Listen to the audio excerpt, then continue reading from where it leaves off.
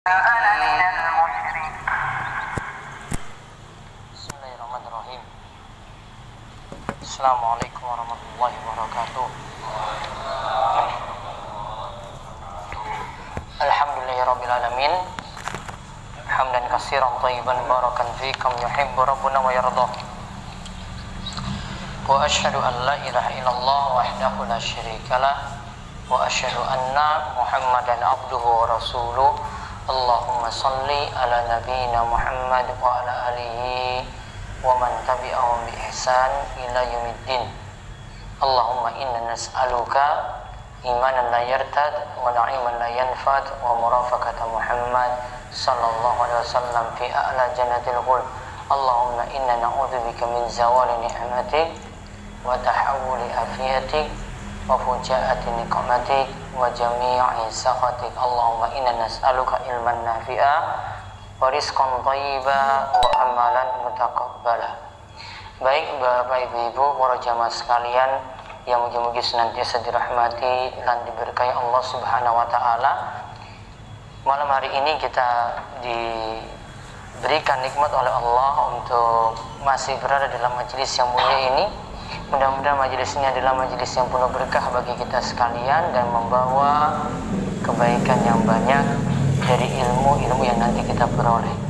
Baik, kali ini kita akan lihat kelanjutan dari bab 12, masih tentang anjuran untuk meningkatkan amal kebaikan pada akhir usia. Pada kesempatan kemarin kita telah bahas ayat surat Fatir ayat 37. Awalam nu'ammirkum ma yatazakkaru fihi man tazakkar wa ja'akumun nadhir. Dan apakah kami tidak memanjangkan umurmu dalam masa yang cukup untuk berpikir bagi orang yang mau berpikir? Dan apakah tidak datang kepada kalian pemberi peringatan? Ayat ini kemarin kita bahas, yang dimaksud itu adalah orang yang sudah berusia 40 tahun. Ya, yang berusia 40 tahun. Ada juga pendapat yang lainnya katakan usia balik 18 tahun. Ada juga yang katakan usia 60 tahun, dipanjangkan sampai usia 18. Ada yang katakan 40, ada yang katakan 60 tahun. Kemudian pada hadis yang pertama saking Abu Hurairah radhiyallahu anhu dari Nabi SAW, beliau bersabda, "A'zarallahu ila mri'in akhara ajalahu hatta balagha sittina sanah." Allah telah memberikan kesempatan kepada seorang yang dipanjangkan usianya sampai berumur 60 tahun. Berarti kalau dari hadis ini kita lihat maknanya, yang dimaksudkan Allah memberikan uzur dan menunda pada sebagian orang usianya hingga 60 tahun. Dan di dalam riwayat yang lain disebutkan Nabi SAW itu katakan usia umat Islam itu antara 60 sampai 70 tahun. Kemudian hadis yang terakhir kemarin yang kita bahas dari Ibnu Umar, ya, dari Ibnu Abbas, di mana Ibnu Abbas tatkala itu diundang oleh Umar, dan ketika itu hadir di tengah-tengah para sahabat lainnya. Dan ketika itu yang terjadi adalah diminta untuk bisa menyampaikan ilmu. Namun ketika itu Ibnu Abbas masih usia sangat muda sekali, sehingga dia menghormati yang senior-senior. Ditanya tentang ayat Iza jaa nasrullahi wal fath, ketika pertolongan Allah itu datang dan kemenangan itu datang. Maka ketika itu Ibnu Abbas belum mau memberikan jawaban. Kemudian ketika diberikan kesempatan, ya, ketika dia itu diberikan kesempatan, barulah ketika itu dia menjawab. Yang dimaksudkan adalah semakin dekat ajal atau kematian Nabi Sallallahu Alaihi Wasallam. Nah, sekarang kita lihat kaitannya dengan hadis itu juga. Lihat hadis yang ketiga, sama panjangnya namun dari Aisyah. Hadis nomor 114.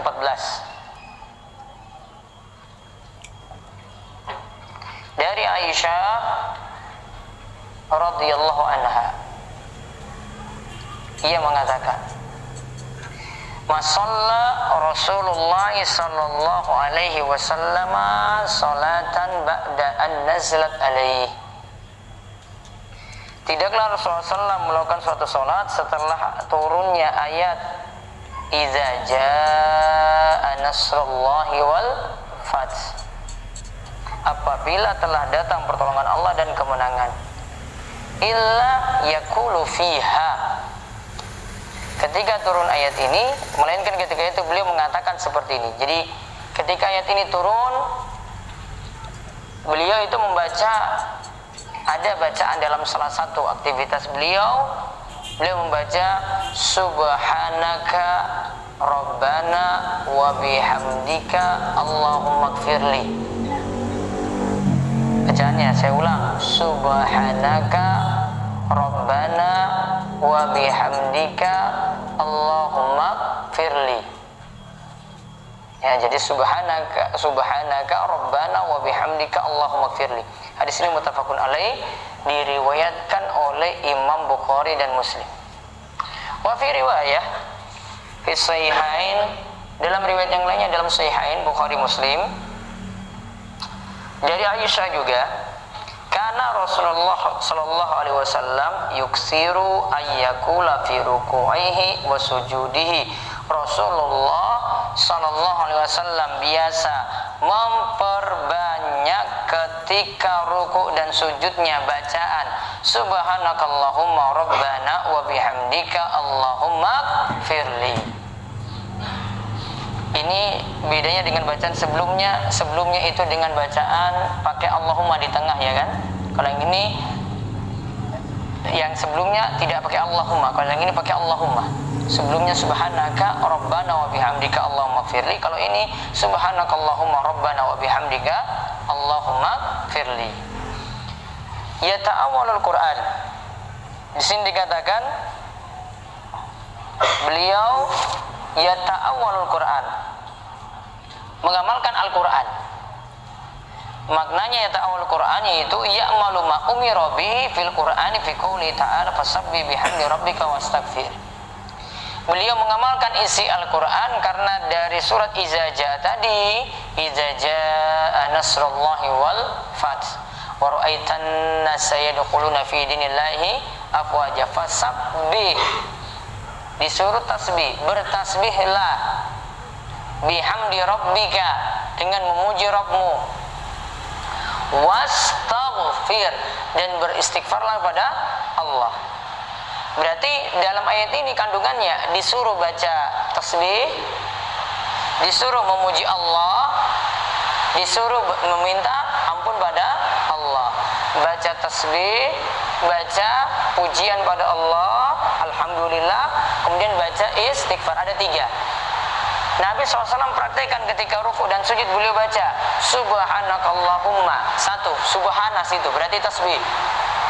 Rabbana wa bihamdika, ada wa bihamdika berarti tahmid, memuji Allah.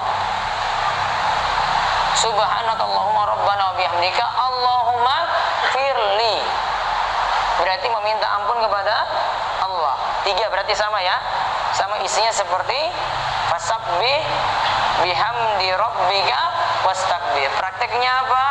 Subhanakallahumma rabbana wa bihamdika Allahumma firli. Itu namanya yata'awwalul Quran, mengamalkan isi Al-Quran. Berarti kalau bapak ibu-ibu panjenengan baca ketika ruku atau ketika sujud bacaan ini subhanakallahumma rabbana wa bihamdika Allahumma firli, berarti telah menjalankan isi Al-Quran, yang dimana kita diperintah 3 hal: bertasbihlah, bertahmidlah, dan beristighfarlah. Bertasbihlah, bertahmidlah, dan beristighfarlah. Kesimpulannya ketika rukuk sujud baca subhanakallahumma rabbana wa bihamdika Allahumma firli. Dalam riwayat Muslim disebutkan, karena Rasulullah SAW yuksiru ayyakula qabla ayyamut. Rasulullah SAW itu banyak membaca sebelum beliau meninggal dunia. Nabi SAW banyak membaca bacaan ini sebelum beliau meninggal dunia, yaitu bacaan Subhanakallahumma wa bihamdika astaghfiruka wa atubu ilaik. Subhanakallahumma wa bihamdika astaghfiruka wa atubu ilaik. Agak beda ya dengan bacaan ketika rukuk sujud ya. Kalau ini subhanakallahumma wa bihamdika astaghfiruka wa atubu ilaik. Lafaznya 4. Subhanakallahumma tasbih, wa bihamdika tahmid, astaghfiruka istighfar, wa atubu ilaik taubat. Kalau yang ini 4. Qalat Aisyah bertanya, qultu ya Rasulullah, ma hazil kalimat allati araka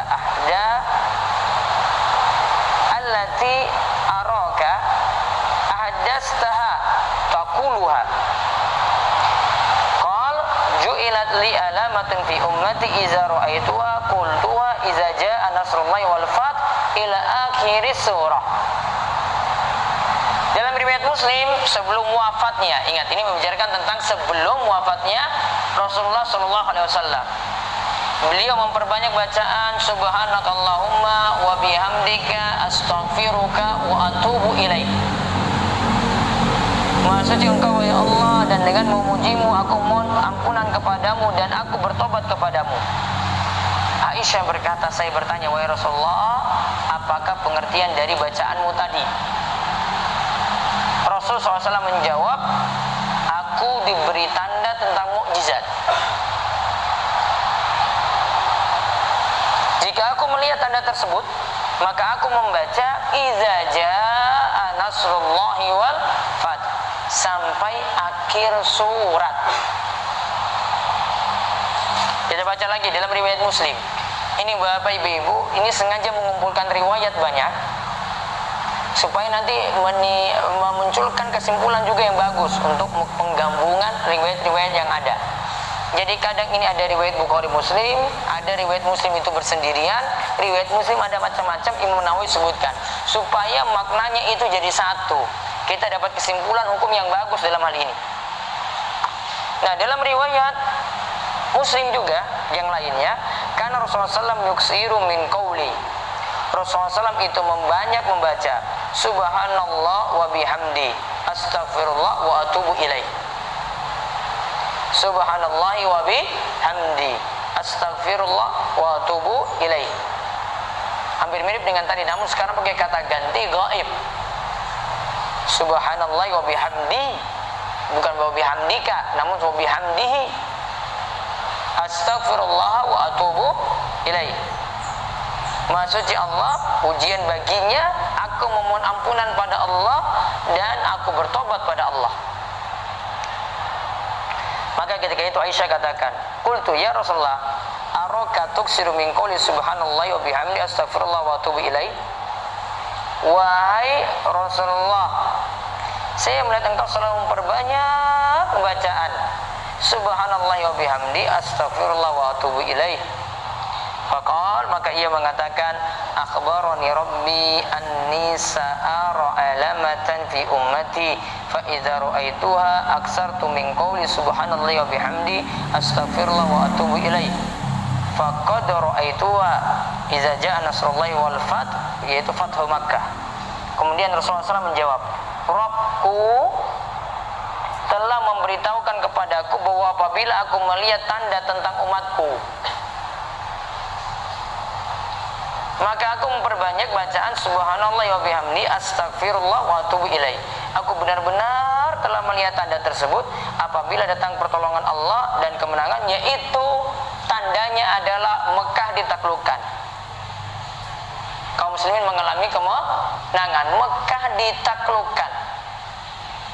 Lalu dan kamu lihat manusia masuk agama Allah dengan berbondong-bondong. Masuk agama Allah dengan berbondong-bondong. Lalu di sini katakan, ya wa ra'aitan nas yadkhuluna fi dinillahi afwaja fasabbih bihamdi rabbika wastaghfir innahu kana tawwaba. Lalu dibacakan ayatnya lengkap. Manusia masuk berbondong-bondong, maka bertasbihlah memuji Tuhanmu Rabbmu dan mohonlah ampun kepada Allah, sungguhnya Allah Maha penerima taubat. Sekarang Sekarang kesimpulannya berarti yang kita simpulkan dari hadis ketiga ini. Yang pertama, pembahasan kita sekarang lagi konsen mempelajari surat apa? An-Nasr. Idza jaa nasrullahi wal fath. Faedah yang pertama, ini tentang masalah judul bab dulu ya. Dianjurkan memperbanyak amalan, dianjurkan memperbanyak amalan di usia tua.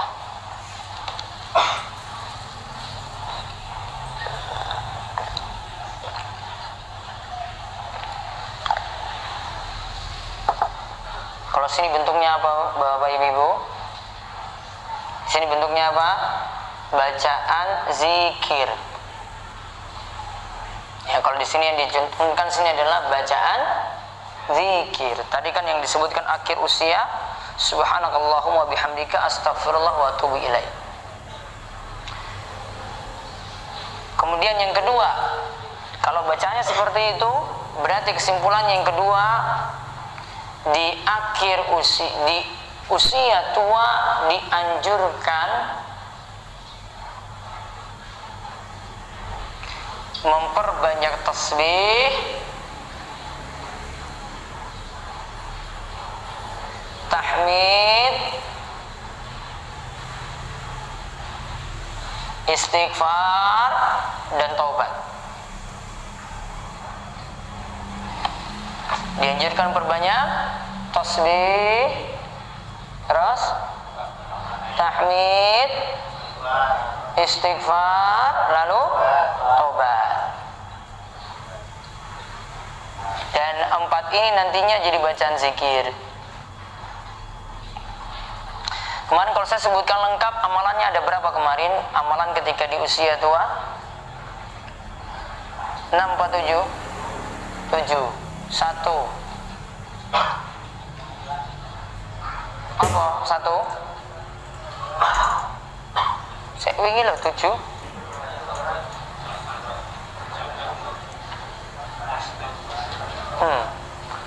Memperbanyak taubat. 2. Memperbanyak istighfar. Sudah kita bahas berarti dalam bacaan itu juga. Yang ketiga, minta pertolongan apa? Minta pada Allah untuk husnul khatimah. 4. Memperbanyak amal jariyah. Apa contohnya amal jariyah? Bangun masjid, menyalurkan air, membuat rest area untuk Ibnus Sabil, tanaman yang bermanfaat, mushaf Al-Quran dijadikan wakaf, bangun rumah sakit juga bisa, apalagi digratiskan untuk orang-orang miskin gak mampu. Ya, itu diantaranya. Terus yang kelima, amalan yang kelima apa? Memperbanyak amal soleh. Diantaranya zikir tadi bisa diperbanyak. Subhanallah, subhanakallahumma wa bihamdika astaghfiruka wa atubu ilaih. Ya, itu bacaan di saat usia lanjut atau usia tua. Apalagi yang ke-6? 6 atau ke-7? 6. Banyak bersyukur. 7. Memperbaiki keturunan. Nah, maka tadi lihat bacaannya, subhanakallahumma wa bihamdika wa astaghfiruka wa atubu ilaik. Ini diperbanyak ketika berada di usia tua. Kandungannya apa? Ada situ kandungan tasbih, ada kandungan tahmid, ada kandungan istighfar, ada kandungan taubat. Dan ingat ya, Bapak, Ibu, kita itu beristighfar dahulu baru memuji, atau membersihkan dahulu baru memuji. Tadi ada bacaan subhanakallahumma dulu, baru ada wa bihamdika. Bapak ibu-ibu jarang itu menemukan wa bihamdika dulu baru subhanallah. Subhanallah lebih dulu, baru kemudian wa bihamdika. Sama seperti kita itu dengar kalau dalam ayat innallaha ghafurur rahim. Ghafur dulu baru rahim. Maha pengampun dulu baru maha penyayang. Sama seperti itu. Apa hikmahnya? Lihat, kita mengucapkan subhanallah, maknanya itu adalah membersihkan Allah dari sifat-sifat jelek. Berarti sifatnya bersih ya, membersihkan. Sedangkan wa bihamdika itu kita memuji Allah. Kita memuji Allah. Sama juga dengan Ghafur Rahim. Ghafur itu artinya kita membersihkan dosa. Rahim, Allah itu maha penyayang. Setelah dosa bersih, Allah berikan kasih sayang. Ini suatu pelajaran yang para ulama sebut, kaidah yang mereka buat, at-takhliyah qabla tahliyah. At-takhliyah, membersihkan dulu baru kemudian mengisi. Membersihkan dulu baru kemudian mengisi. Lihat, ini teh. Kalau ini gelasnya cuma satu, saya mau minum air putih, gimana caranya? Bersihkan dulu kan? Saya bersihkan dulu kan? Ya toh? Baru kalau sudah bersih, saya cuci dulu kan ini, biar nggak dapat rasa teh lagi. Kemudian saya tuang air putih. Bersihkan dulu, baru kemudian mengisi. Sama juga dengan dosa. Dosa itu kita bersihkan dulu, baru ngisi sesuatu. Sama seperti prakteknya untuk ilmu, ya, untuk ilmu, biar ilmunya itu cepat masuk, maka bersihkan dulu, baru kemudian diisi. Kalau hatinya itu nggak bersih, ilmunya sulit masuk. Kalau hati ini banyak maksiat, ilmunya sulit masuk, sulit khusyuk, sulit nggak konsen dalam sholat. Ini gara-gara maksiat. Berarti harus apa dulu? Dibersihkan. Dibersihkan apanya? Maksiatnya. Apalagi kalau ada noda syirik, lebih parah lagi, berarti benar-benar kotor. Kalau istilah banyune iki berarti banyu apa iki? Yang sudah kotor sekali. Ya, itu lebih lagi keras untuk dibersihkan karena masalahnya dosanya lebih parah. Ya, jelas. Ya, jadi kalau ada dosa, ya, biar mudah sesuatu itu masuk, dibersihkan dulu. Kaidahnya apa tadi? At-takhliyah qabla at-tahliyah. Membersihkan dulu sebelum mengisi. Ini kaidah baku ini. Ulama selalu sebut seperti ini. Ini terapkan pada apapun. Ya, ini terapkan pada masalah apapun, terutama kaitannya dengan dosa, membersihkan seperti itu kaidahnya. Maka hikmahnya juga, kita ketika baca zikir ba'da sholat, suruh subhanallah dulu, alhamdulillah, baru Allahu Akbar. Nggak dibalik ini. Karena dibalik sudah nggak ada tujuan tadi lagi. Baca subhanallah dulu, Allah dibersihkan dulu ini, supaya tidak punya sifat-sifat jelek. Kita nggak yakin sifat jelek itu ada pada Allah, dibersihkan. Setelah itu pujian masuk, alhamdulillah masuk. Setelah itu sudah ada pujian, pujiannya lebih lagi, Allahu Akbar, lebih lagi daripada itu. Paham ini ya? Nah, itu hikmah-hikmahnya kalau kita lagi baca zikir, lagi baca ayat-ayat seperti itu loh Bapak Ibu. Ini nggak sembarangan Allah itu sebutkan ini lebih dulu. taruh ini belakangan. Itu ada hikmahnya. Gak mungkin cuma sebut saja innallaha ghafurur rahim. Kenapa gak dibuat innallaha raufur ghafur atau rahimul ghafur? Gak pernah kan dengar itu? Cuma ada apa? Ghafurur rahim. Itu pasti yang ditemukan. Pelajarannya dari tadi, membersihkan dulu sebelum mengisi. Ya, terus faedah yang keberapa sekarang? 3.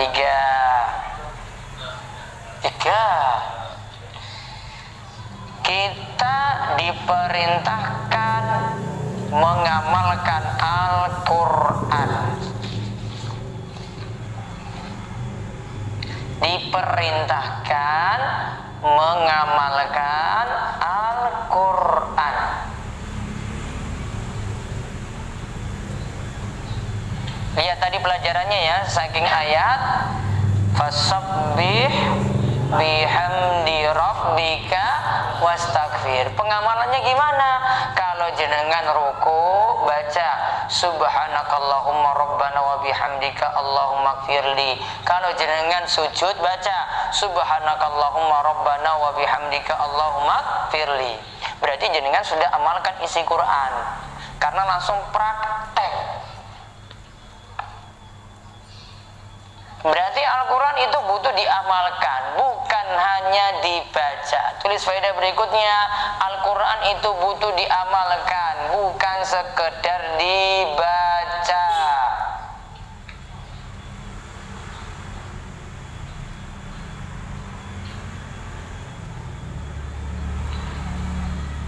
Tanpa bapak ibu-ibu baca Quran, ini saya sebutkan yang paling ekstrimnya.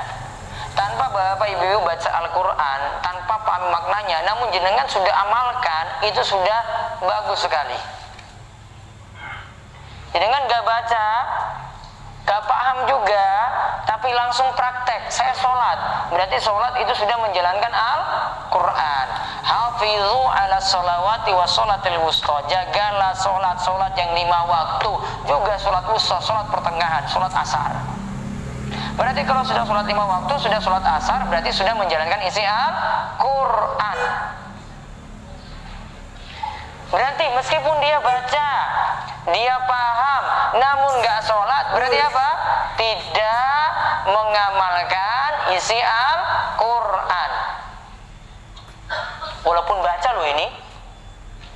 Makanya saya tadi bilang baca gak cukup. Yang penting apa? Amalkan. Ada nggak yang cuma baca saja sampai paham pun, namun nggak ada amalan? Ada nggak? Banyak. Sudah bolak-balik baca terus, dia sudah paham juga. Sholat telat, sholat juga nggak ada juga. Sholat nggak ada sama sekali, nggak ada manfaat. Ya, kita nggak butuh pengakuan di sini. Butuh pengamalan langsung. Maka Al-Quran itu butuh diamalkan. Misalnya jenengan sudah sepuh, sekarang ini baru sadar, ini sudah usia tua, ini baru sadar, nggak bisa lagi baca Al-Quran, dosa nggak? Nggak bisa baca Al-Quran, dosa? Dari mana dosanya? Saya bisa baca Al-Fatihah loh ini. Saya sepuh, terus saya bisa baca Al-Fatihah. Namun kalau disuruh maca Quran, ini nggak bisa. Cuma bisa abatasa. Cuma Iqra 1 loh ini. Wes munggah ja'akho abatasa ini lali. Gimana? Dosa nggak? Gimana memaksakan simbah-simbah itu untuk baca? Ya, simbah-simbah itu kalau sudah naik itu ja'akho abatasa ini lali loh itu. Dosa seperti itu. Wah, simbah-simbah dosanya banyak sekali berarti. Kalau nggak bisa, bukan seperti itu. Yang penting dia apa tadi? Mengamalkan. Berarti kalau sudah sepuh kayak gitu, jenengan nggak usah paksa. Wah, mbah, jenengan harus bisa Al-Quran. Kepimen aja coba disuruh baca Al-Quran. Namun kalau dia suruh baca Al-Fatihah, bisa nggak? Bisa. Al-Ikhlas? Bisa. Al-Falaq? Bisa. Anas? Bisa. Sudah, alhamdulillah dipakai untuk sholat, selesai. Iya kan? Sah nggak sholatnya? dipaksa, walaupun dia sejatinya belum bisa baca Al-Quran loh itu. Cuma bisa lewat apa? Hafalan. Daripada sudah bisa baca Al-Quran, wis hatam bolak-balik, subuh angel, gak manfaat. Mendingan simbah tadi gak bisa baca Al-Quran, ya, namun sholatnya apa? Tertib. Amalkan. Dia mengamalkan Al-Quran. Kalau ini gak mengamalkan, subuhnya telat terus, gimana coba mengamalkan? Mengamalkan bukan itu? Enggak. Paham ini? Oh iya. Paham ya? Mudah-mudahan enggak tersinggung. Kalau tersinggung ya alhamdulillah.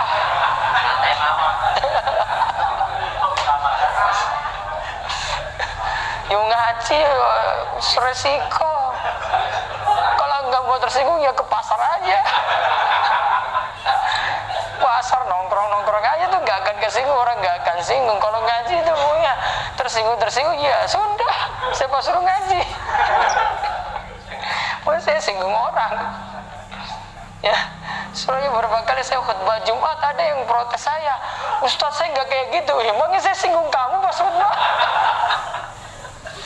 Saya gak kayak gitu. Saya perasaan khutbah itu umum saja deh. Kamu kok perasaan banget lah. Saya singgung dia gak baru datang subuh, tersinggung. Terus habis sholat bareng khutbah Jumat, langsung komentari saya, Ustadz saya gak kayak gitu. Siapa yang singgung kamu? Kosong banget ya. Alhamdulillah berarti yang dipentingkan apa sekali lagi? Mengamalkan Quran. Walaupun jenengan gak bisa baca. Paham nggih simbah-simbah nggih? Iya, semua itu jenengan ngaji saja lah sudah. Wis paham. Iki wis ngerti perintah, iki wis ngerti larangan pun cukup. Ya. Jadi kan mau disuruh baca bolak-balik Al-Quran juga nggak akan munggah-munggah kok.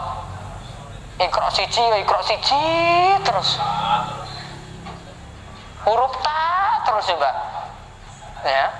Titiknya 2 dan titiknya 3 bolak-balik bingung terus nih tak apa sa. Nggak bisa dipaksa. Umurnya sudah segitu. Yang penting dia sudah, yang penting pingin sholat sudah, mau sholat tertib alhamdulillah selesai. Dia sudah amalkan isi Quran itu. Sama orang itu dia nggak baca Quran, nggak paham, namun dia rutin bayar zakat. Ya kan? Berarti sudah amalkan belum? Sudah amalkan. Tertib. Kalau dia punya harta sekian puluh juta, bayar 2,5% tertib setiap tahun, sudah mengamalkan dia.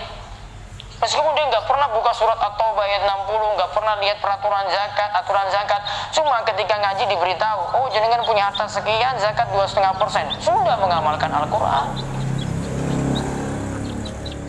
Dia sudah praktek langsung, ya, tanpa dia buka ayat satu persatu gitu. Oh kita ngaji ayat satu persatu, mau coba tafsir juga langgar-langgar, mendingan tadi ini nggak bisa baca, namun apa? Langsung amalkan. Dengar langsung sami'na wa ata'na, kita ngil-ngilan. Ya. Mas wah masa kayak begini zakati, wah tadi langsung terima. Berarti dia lebih amalkan Al-Qur'an daripada kita. Paham ya? Jadi yang penting itu pengamalan. Namun intinya kalau orang bisa amalkan ya tentu punya ilmu dulu, dia ngaji dulu. Yang memang ada yang ngaji, dia nggak tahu dalil-dalilnya seperti apa, nggak tahu juga ayatnya seperti apa, nggak bisa baca. Namun ketika terima ilmu langsung sudah, oh saya sudah dapat ilmu seperti ini, sudah langsung diamalkan. Ya dituntut seperti itu, dengar ilmu langsung amalkan. Sami'na wa ata'na, bukan sami'na wa asoina. Terus faedah yang berikutnya, dianjurkan ketika ruku dan sujud membaca apa? Subhanakallahumma Rabbana wa bihamdika Allahumma firli. Dianjurkan baca itu.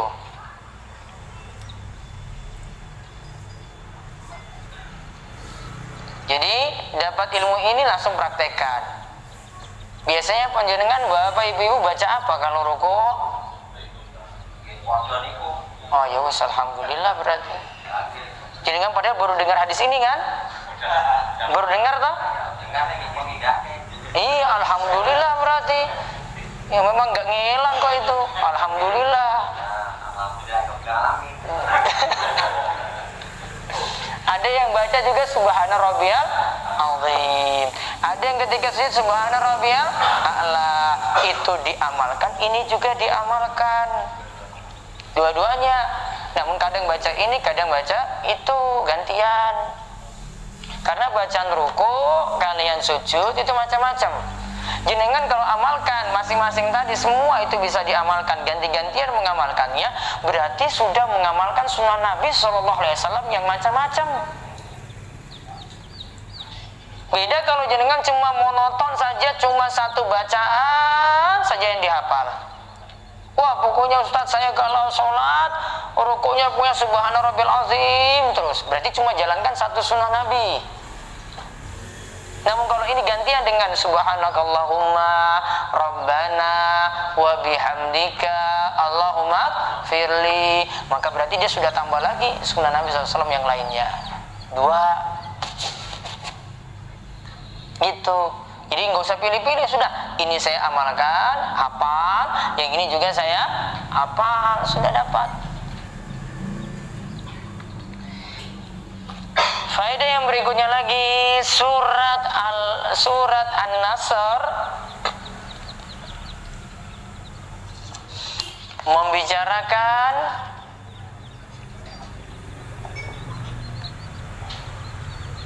secara tidak langsung tentang kematian Nabi Sallallahu Alaihi Wasallam yang semakin dekat. Membicarakan tentang kematian Nabi Sallallahu Alaihi Wasallam yang semakin dekat. Seperti kemarin perkataan siapa? Ibnu Abbas.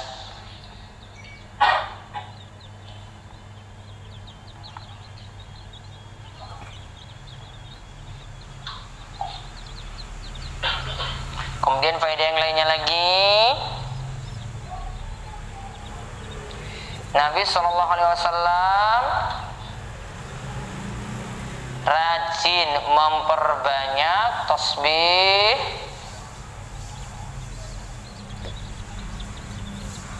tahmid, istighfar, dan taubat. Istighfar dan taubat. Namun ingat Bapak Ibu-ibu, kalau kita pahami istighfar kalian taubat, taubat itu punya makna yang khusus yang lebih dibandingkan dengan istighfar. Taubat itu derajatnya lebih. Karena taubat sudah pernah saya jelaskan ketika kita membahas masalah taubat. Taubat 3 syarat wajib yang mesti dipenuhi: menyesal, kembali taat, bertekad tidak mau mengulangi. Menyesal, kembali taat, bertekad tidak mau mengulangi. Sedangkan kalau istighfar jenengan cuma ucapan saja, astagfirullah, astagfirullah, astagfirullah. Ada kadang yang disertai dengan tobat, ya, istighfar yang dia sertai dengan tobat. Ada yang cuma istighfar saja. Maka yang lebih bagus adalah tobat. Namun kalau jenengan cuma dengan bacaan istighfar saja, itu sudah bisa menghapuskan dosa-dosa. Cuma dengan bacaan istighfar saja sudah bisa menghapuskan dosa-dosa, walaupun tidak diiringi dengan tobat. Ya, walaupun tidak diiringi dengan tobat, cuma dengan istighfar saja itu sudah bisa menghapuskan dosa-dosa, walaupun tobatnya tidak dibarengkan ketika itu. Ya. Kemudian faedah yang terakhir,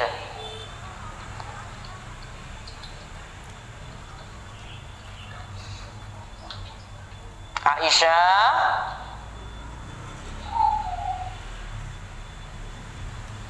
termasuk istri yang paham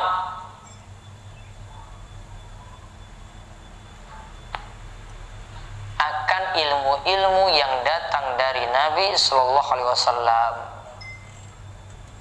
akan ilmu-ilmu yang datang dari Nabi Sallallahu Alaihi Wasallam. Makanya itu sebabnya, karena riwayat-riwayat seperti ini butuh orang-orang yang cerdas yang meriwayatkannya, maka Nabi SAW itu memilih di antara istri beliau itu istri yang masih perawan, masih muda, yaitu di antara faktor dipilihnya Aisyah karena itu. Dan Aisyah yang meriwayatkan hadis yang paling banyak dari kalangan para wanita. Hadis yang paling banyak itu dari Aisyah. Ya, dari 11 istri Nabi Shallallahu Alaihi Wasallam, dari 11 nggih, ya, satu ini yang masih perawan dan ini yang masih muda dan cerdas. Itulah jadi faktor terbesar Nabi Shallallahu Alaihi Wasallam memilih Aisyah. Kalau dengan yang lainnya kadang untuk pendekatan, karena ketokohan, karena untuk juga mendekati kaumnya biar bisa untuk didakwahi, ya. Seperti misalnya Nabi SAW menikahi Maimunah binti Al-Haris karena dia itu dari kabilah Hilaliyah, sehingga bisa dekat dengan kabilah atau bani tersebut, Bani Hilaliyah tadi. Orang-orang nanti akan senang dengan Nabi SAW. Sama juga ketika Nabi SAW menikahi Juwairiyah, juga kaumnya juga senang sekali. Juga ketika Nabi SAW menikahi Yahudi, yaitu menikahi Sofia binti Huyai, juga senang sekali Nabi SAW. Membuat masyarakat yang perempuan ini dinikahi itu akhirnya itu menjadi tertarik pada Nabi Sallallahu Alaihi Wasallam. Faktor-faktornya seperti itu. Baik, kita cukupkan. Ada pertanyaan, monggo silahkan. Data. Iya. Nah, saya tanyakan saya mireng. Saya dengar sebelum membaca Al-Quran itu mengucapkan Allahumma ta'lana hikmatak wa alaina rahmatak min ini rahmatik. Nonton iku to? Lah sing kula sing ini mana? Gratis. Niki wonten pengajian kula kan mau Al-Quran iki donga adewe iki maca sing donga maca nika Allahumma ta'ala hikmatak wa sulaina rahmatak min ini rahmatik ya arhamar rahimin. Lah sing tak tekoki artine ngopo? Allahumma, coba diulang pelan-pelan coba. Allahumma ta'ala, ya Allah bukakanlah kepada kami. Allah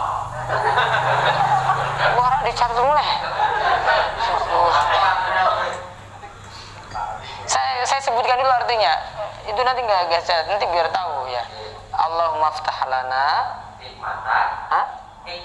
Ya Allah bukakanlah kepada kami hikmah-hikmahmu Wa sulaina dan tolonglah kami rahmatak untuk dapat rahmatmu. min ini. Nah ini saya belum tahu yang ini pasti salah sebut.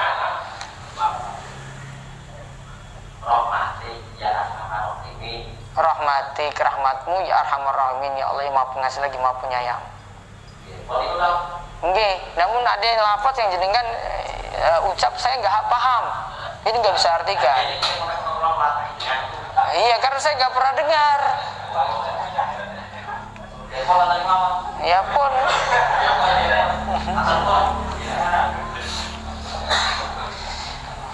Enggak.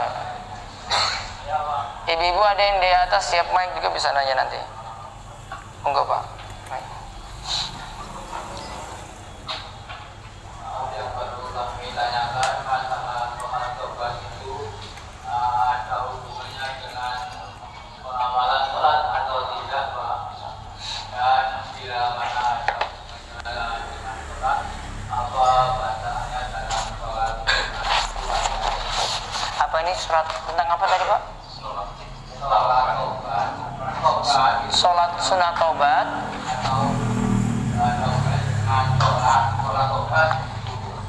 Lalu ada bacaannya apa itu masalah sholat taubat?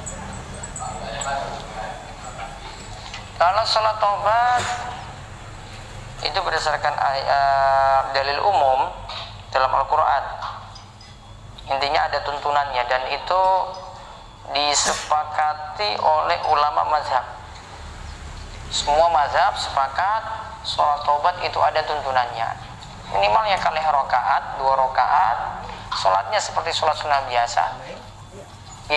Namun hukumnya bukan merupakan syarat taubat harus sholat sunnah taubat. Itu bukan syarat.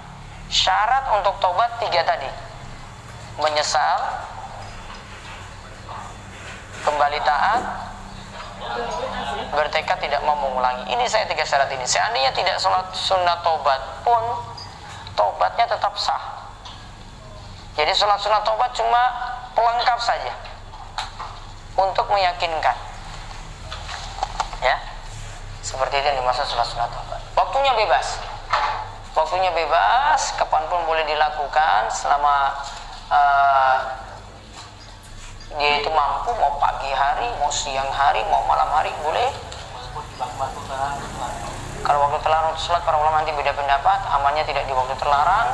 Kemudian jumlah rakaatnya minimal 2 rakaat. Oke, ada lagi? Ya. Masalah taubat tadi Ustaz, orang ada 3 sama itu masalah taubat yang saya tanyakan itu masalah sama bisa mati. Saya sering menyajikan orang itu apakah kita minta maaf pada orang? Harus minta maaf. Kalau orangnya masih hidup maka minta maaf. Kalau dia sudah meninggal dunia berarti kita banyak-banyak doakan dia supaya dapat ampunan. Namun kalau masih hidup punya keharusan minta maaf kalau tahu itu salah dan salah itu pada orang tersebut. Berarti minta maaf langsung. Bon, ada lagi? Ibu-ibu di atas ada? Mau tanya, Ya. kalau baca Al-Quran itu harus jawabin surat Al-Fatihah. Apakah membaca Al-Quran setiap kali membaca Al-Quran harus diawali surat Al-Fatihah? Tidak. Yang penting diawali ta'awudz, lalu masuk dalam ayat atau surat yang akan dibaca. Ibu di atas ini nanya? Monggo.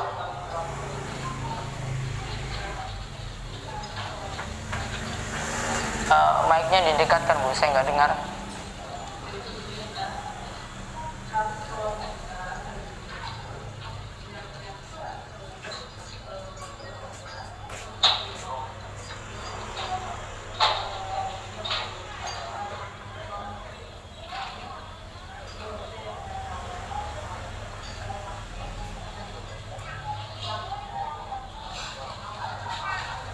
Settingan suaranya kayaknya kurang.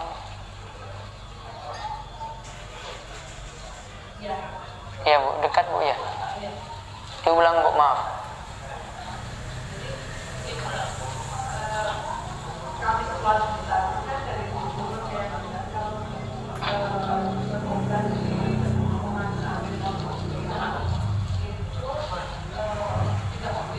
Rumah sakit apa tadi? Kalau muslim nggak boleh. Terus pasti ada salib-salibnya. Terus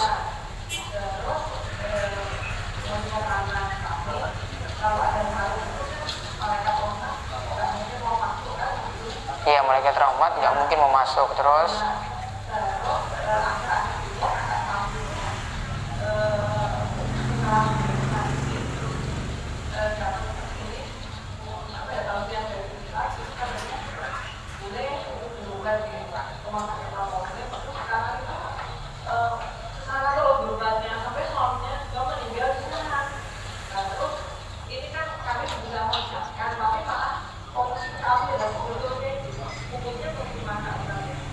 saran dari Ustadz siapa itu?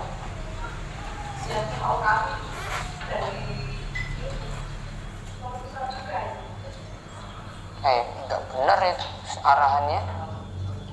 Mudorotnya banyak sekali. Satu, mudorotnya